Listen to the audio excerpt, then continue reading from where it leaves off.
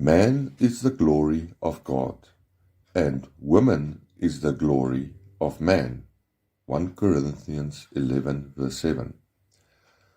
Woman must do everything to the glory of her husband, and the husband must do everything to the glory of God. Then all will be to the glory of God.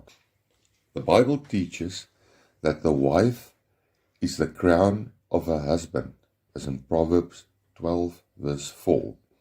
If a Christian's wife is not a good reflection of her marriage and her house, to outsiders it reflects bad on her husband. And if a Christian's husband is not a good reflection of God to his household and to outsiders, it reflects bad on God.